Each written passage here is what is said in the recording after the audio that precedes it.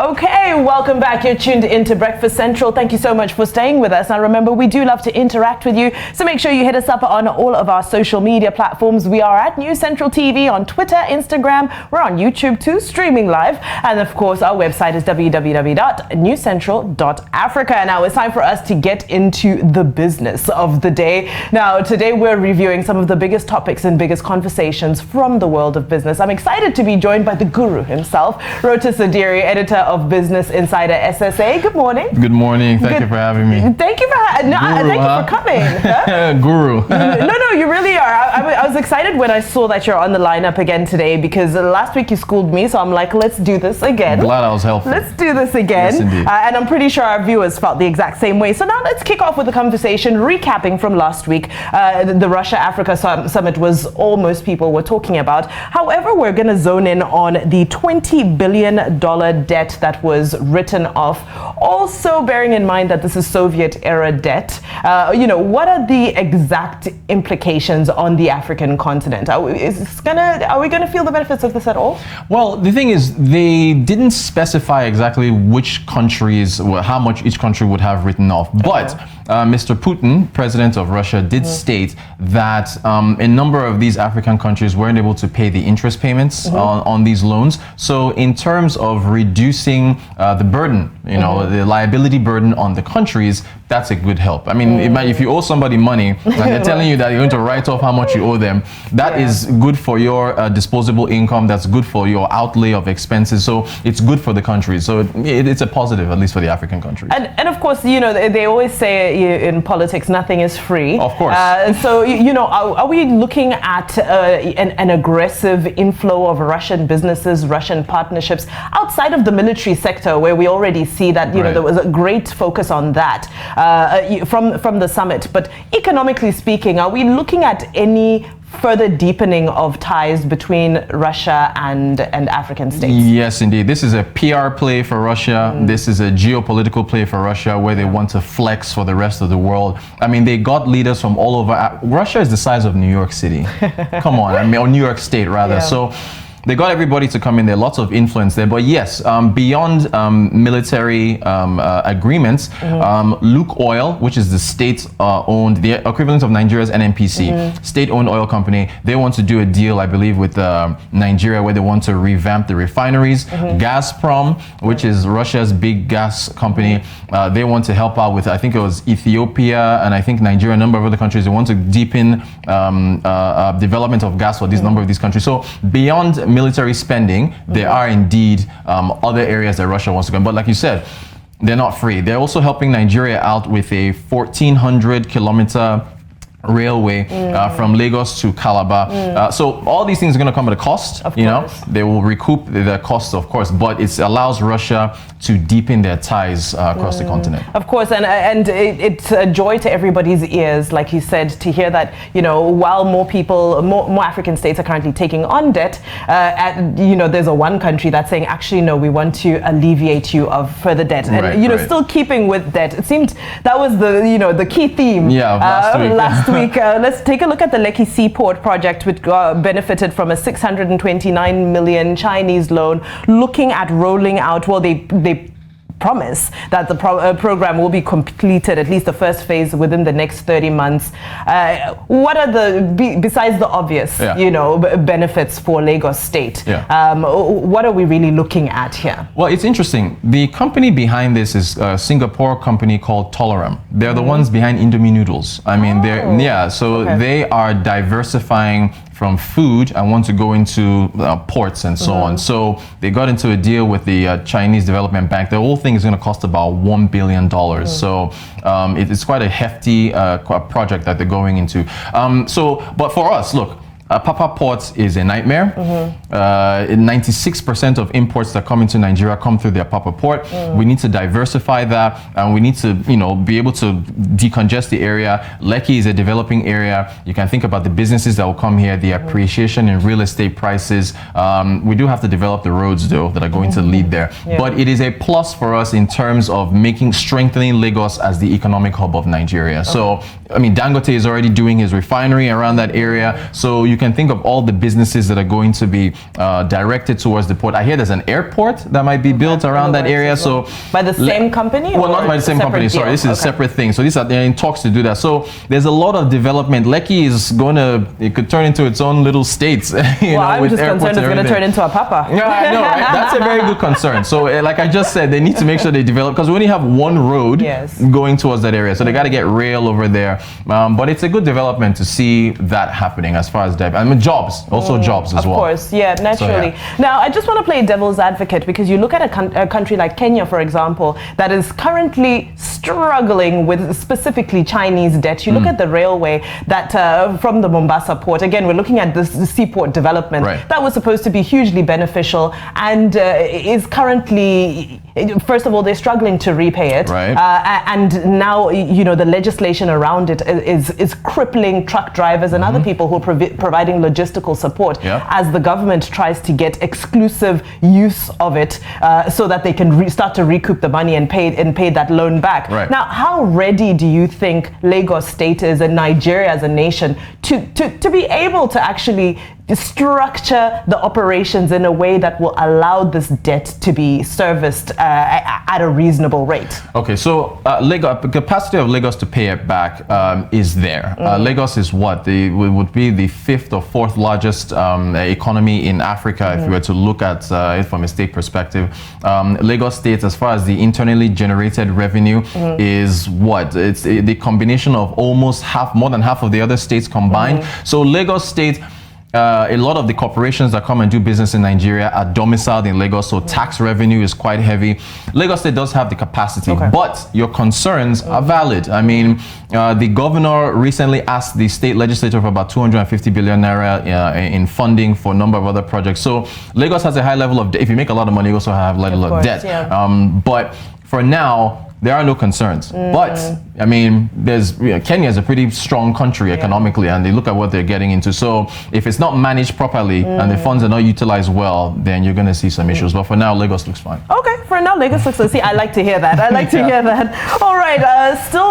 Unfortunately, still talking debt conversations. Of course. IMF, of course, approved a 3-year financing program to help Equatorial Guinea's government. Which, I mean, they got so much flack for this last week, because this is the longest serving president in the world, full stop. His family, they're not shy about their extravagance, which obviously always points towards mismanagement of funds, especially looking at the shrinking of that economy over such a short period of time. Is the IMF, justified in extending another line of credit? And what changes need to be made for it to benefit those who it is supposed to impact? Okay, so the thing is that this agreement was made at the staff level. So a delegation from Equatorial Guinea went over to Washington, D.C. They had the talks with the IMF. So they agreed at the staff level, but the executive board of the IMF still has to approve. So you and I can get into an agreement between us and News Central TV, but then the executive, the organs at the top, would have to make that decision. So they're deliberating on it right now. So it hasn't been made, but it looks like it will be approved, because Equatorial Guinea has been in recession now for 4 or 5 years, ever since oil prices tanked. They're in a lot of trouble. They need a lot of money. They need this. They need it. But your concerns, again, you've made very valid concerns all throughout this segment. So if you're mismanaging funds, why would I give you more money? But the thing is, there's going to be a lot of conditions attached to it. So you got to do this, corporate governance, a number of other things, as far as the country is concerned. So if they can meet those conditions and the board accepts it, then maybe they'll get the funds. What comes to mind for me is a country like Zimbabwe that is struggling to raise any sort of line of credit whatsoever, and the cachet to it is always that you guys need to have reforms and respect human rights and so forth. Is Equatorial Guinea, is this case a little bit more, is this more lenient because there's oil involved? What makes this a more lenient case? So Zimbabwe is a basket case. It's really, I mean, at one point, toilet roll was like, what, thousands of in their currency. So hyperinflation and a number of other issues, governance issues. Equatorial Guinea, they still can look towards their resources. Oil is the main thing. Oil prices actually, ticked up for a little while. They've been hovering around, I think, $60 or so per barrel for right now, 60, 62. So there is that leverage that they have in that they can depend on oil prices be allowing them to pay this funds back. And then a small country, it's something to where there's not that much concern as to them not being able to pay it back as long as oil prices stay there. So that's what they're being. But that's another thing.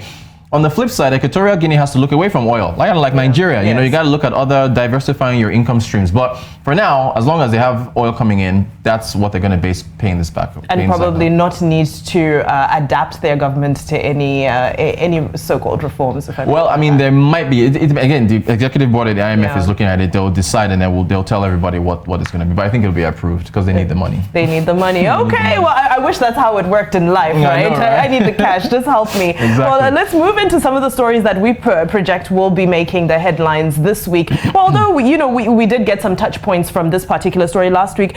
Nigeria possibly halting the borrowing of $3 billion to finance the power sector. Okay, what are the touch points with that? What are the feelers around this? That one's not going to be halted. Again, like Africa needs money, it's going to fly. So they've already approved it. The thing is, the concern with that $3 billion was what it was going to be used for. The Minister of Finance said that it was going to be, the funds would be used to bridge the gap between what Nigerians pay for power right now, which is about 21 kilowatt hours, 21 naira per kilowatt hour, versus the actual cost, which is about 81 naira per kilowatt hour. So they're almost subsidizing it, and so that's an issue. But they need the money, so the loan has, as far as its disbursement of the loan is concerned, it's going to be in 4 tranches of $750 million. And so that's going to start getting disbursed next year. The money is going to go through. But this is not the first time we're seeing massive investment being made into the power sector. Do you foresee anything happening differently this time around? Well, look, interesting you mentioned that Nigeria signed a deal with Siemens, the German company, for electrification. They're supposed to increase the megawatts output to like 25,000. That's going to cost about 1 trillion naira. So there's different projects going on and on. The country right now is in a cash crunch, and anyone that's going to want to get into a deal for power and invest is going to want their money back. So I hope that things are going to be different because, the Nigeria plans on increasing what the government plans on increasing what Nigerians pay for power next year. And so if we start paying 2 or 3 times the amount that we're paying for power, Nigerians are going to demand more. And, if they don't actually do something about it, they could get backlash from the people. So based on that, on what the consequences could be, we should actually see hopefully this actually go into something as far as power is concerned. Okay, well, last but not least, a country whose debt profile seems to have increased sharply over the past 3 years, Ghana. And now the World Bank has offered $150 million towards the education sector in a program called Gallup, which is supposed to benefit 2 million, underprivileged students in the nation. How are we feeling about this? Again, it's a similar theme running throughout. But see, here's the thing. If I double back to Equatorial Guinea, the executive board of the IMF have approved this $150 million for Ghana. This is confirmed. It's confirmed. So this is what has to happen with Equatorial Guinea for the money they need. But it's, well, look, education is where Africa has to pump in funds. The United Nations has said that about 15% of your budget has to go towards education. And a number of African countries have not met that because the money just isn't there. And so with Ghana is a shining star. Ghana, they've been doing pretty well in a number of areas. So I think one can feel confident that this money going towards them to educate these 2 million students in these basic education schools will actually be utilized, pretty well. So it's a positive development. Your economy depends on having an educated polity that can actually take you further in technology and manufacturing and so on. So it's much needed. Ghanaian economists are a little bit concerned, though, because since the inauguration, since the incoming of President Nana Akufo-Addo, we have seen he is more risk averse. He is more interested in taking on more debt. However, the GDP is not really matching up to the increase in debt. So that is a concern from Ghanaian an economist, is it a valid concern? It is a valid concern. I mean, look, the IMF has warned a number of African countries about the amount of debt that they're taking on, you know, and if you go back to what you were talking about with Kenya and with China, if you're not able to pay these back, you end up like a Zimbabwe, or you end up having China taking over your assets. So with the World Bank, they're very stringent about the conditions that they attach to these loans. These are valid concerns. But the thing is, with where Africa is right now, Africa needs the money, right? These funds have to go in there. What the African countries can possibly look to is maybe not borrowing in dollars as much, but it is what it is. We're commodity-based. We're commodity-based economies, and so we're exporting things. You get dollars and dollars for these items, and so you have to keep on borrowing. You need it for your development. The issue is, can you manage the funds properly in order to help the people? So the economists that are bringing up these issues, they are valid. They're very valid. Well, that's the crunch of it. So we've gone through a number of major topics, right? But thank you so much for this. It's always incredibly insightful. Thank you for having me. I wonder whether this week's focus is going to continue around debt and African nations. It is. President Buhari is going, after this Russia-African forum, I think he's in Saudi Arabia for an investment forum there. He's going to be talking about that. So there's going to be a number of other, with Nigeria and other countries, debt issues coming up and down. It'll be another interesting week for News Central. You guys have a lot to cover. Well, we have a lot to cover, and unfortunately at the center of it is our African leaders kind of going around the world with begging bowls. That breaks my heart, but thank you so much, Rotus Oddiri, editor of Business Insider SSA, for breaking it down. I told you he's the guru when it comes to business issues.